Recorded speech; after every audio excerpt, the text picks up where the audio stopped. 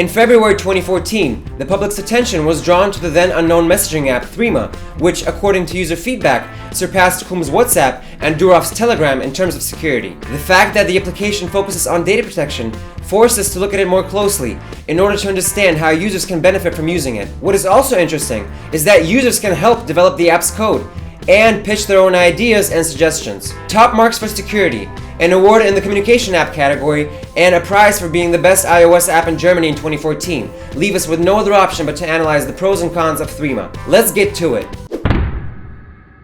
5 out of 7 possible points from EFF is a reasonably good indicator, considering the fact that the majority of leading messaging apps can barely get 3, meaning that app engineers really did back up their words with actions. The app has double-layered security. End-to-end encryption that covers texts, group chats, and media files is another positive aspect of using Threema. After all, this method is legit in the eyes of both the experts and everyday users who want to paint a picture in their heads of how the app's mechanism functions. Long story short, don't worry about your personal data. There are 3 ways you can add friends in Threema, one of which is to meet them in person and scan their personal ID. Synchronization with your phone's directory is another good move that the German company didn't hesitate to implement in its application. Threema packed a whole lot of features from day one. Send texts, share photos and short videos, as well as your location, record audio messages, and create group chats. The insanely simple but ever so useful option to receive notifications on read messages. I have to say that a lot of messengers from the top 10 list could sure benefit from it. Threema designers are neck and neck with modern trends.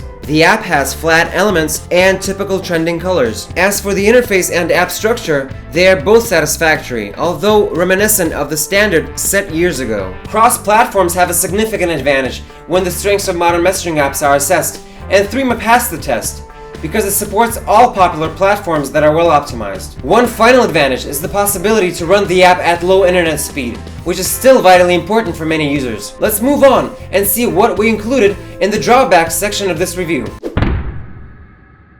Threema costs $2 to enjoy, so a lot of people didn't get an easy opportunity to try out its capabilities. The cost would have at least been justified had the engineers guaranteed tighter user email and phone number security. They still have some fine-tuning to do. Last month's failed iOS update caused the company some trouble. Users had to wait an entire week before bugs were fixed and they were able to use the app once again. And though the company claims that the errors were caused by Apple, the fact remains. You have to further customize the app after registration, a tedious process that involves the creation of keys and individual codes, so don't expect to jump in and have the app running in no time. Anyway, thanks for watching. Communicate in real life, communicate online, and tune in next time.